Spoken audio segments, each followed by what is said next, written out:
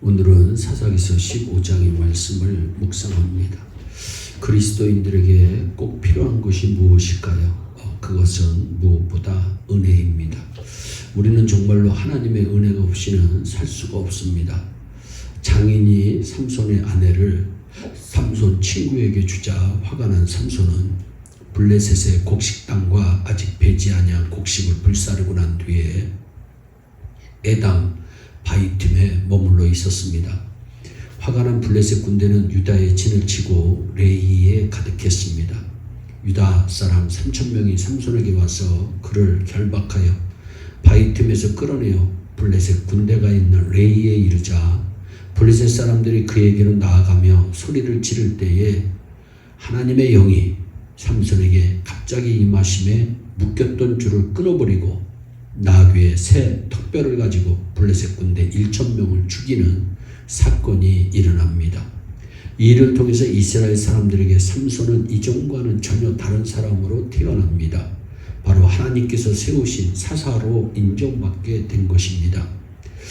그동안은 이스라엘 백성들에게 삼손은 골칫거리로 여겨졌던 인물인데 이제는 사사로 이스라엘의 보호자가 된 것입니다. 바로 이 사건 속에서 우리는 놀라운 하나님의 도우심과 보호하심을 발견하게 됩니다. 14절에 의하면 여호와의 권능이 삼손에게 임하매라고 성경은 말씀합니다. 그 하나님의 권능으로 일대천의 싸움을 깨끗하게 승리할 수 있었기 때문입니다. 그런데 이 싸움으로 삼손은 너무나도 지쳤습니다. 목이 말라 더 이상 싸울 수 없는 지경에 이르게 된 것입니다. 그런 삼손이 절망에 빠져 하나님께 부르짖습니다.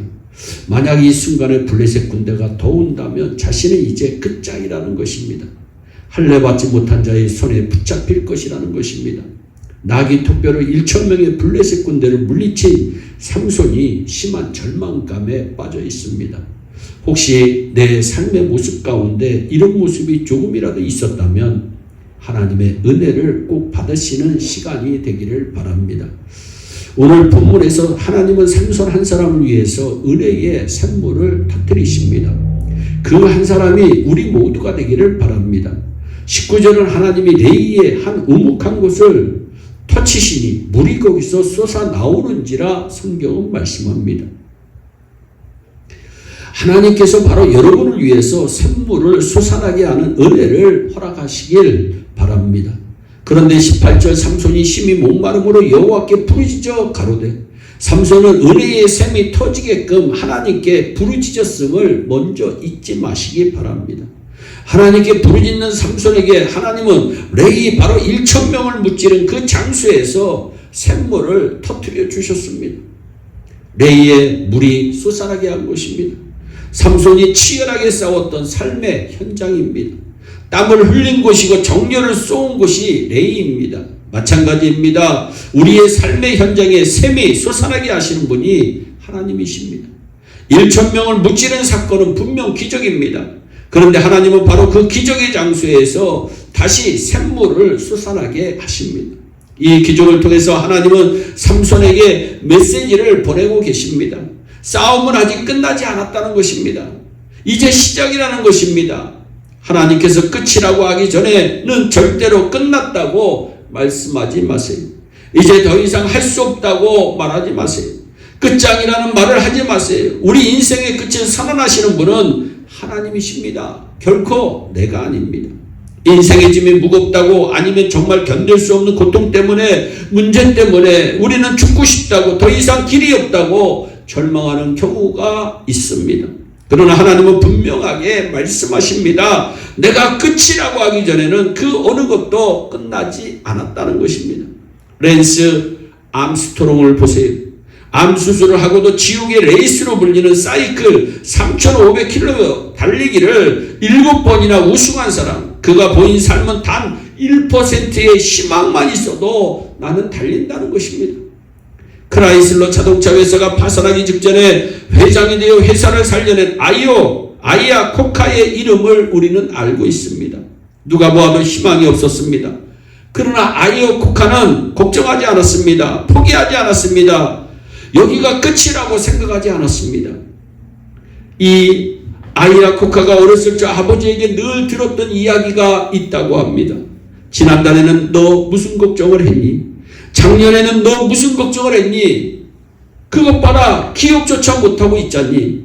그러니까 오늘 네가 걱정하고 있는 것도 별로 걱정할 일이 아니란다. 잊어버려라. 그리고 우리 모두 내일을 향해 달려 승리자가 되어야 한다는 것입니다.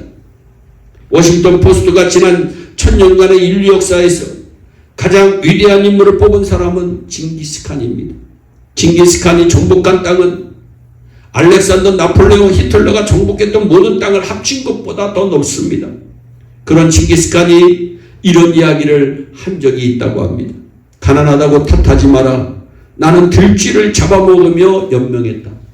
작은 나라에서 태어났다고 말하지 마라. 나의 병사들은 적들의 100분의 1, 200분의 1에 불과했지만 세계를 정복했다. 배운 게 없다고 탓하지 마라. 나는 내 이름도 제대로 쓸 줄 몰랐지만 남의 말에 귀 기울이면서 현명해지는 법을 배웠고 또 지혜를 구했다. 너무 막막하게 포기해야겠다고 말하지 마라. 나는 목에 칼을 쓰고도 탈출했고 뺨에 화살을 맞고도 살아난 적이 있다. 징기스칸도 역시 우리와 똑같은 사람입니다. 인생의 위기를 넘긴 수많은 사람들은 하나님께서 끝이라고 선언하시기 전까지 최선을 다합니다. 하물며 믿음의 사람들이요, 하나님을 아버지라 부르는 우리들이 스스로 끝났다고 말하는 것은 사실 있을 수 없는 일입니다. 하나님께서 끝이라고 아직 선언하지 않았다면 기회는 있는 것입니다.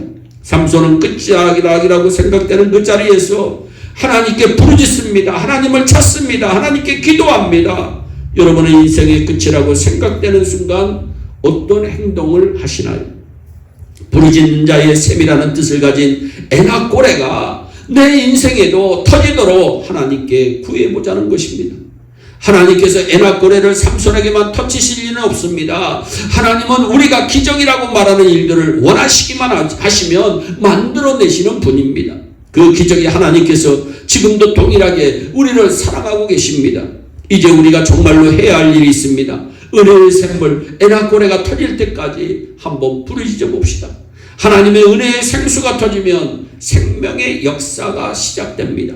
우리 삶의 현장인 개인과 가정과 일터에서 하나님의 기적의 샘 에나꼬레가 터지면 살아나는 역사가 일어납니다. 삼손에게 주목하고 계셨고 삼손이 1,000명과 싸울 때에 하나님의 권능으로 함께 하신 하나님의 눈길이 지금 우리를 향하도록 해봅시다. 기도하기는 여기 모든 성도들에게 하나님의 은혜의 샘 에나꼬레가 터지는 역사가 일어나기를 주 예수 그리스도의 이름으로 축원합니다. 기도하겠습니다.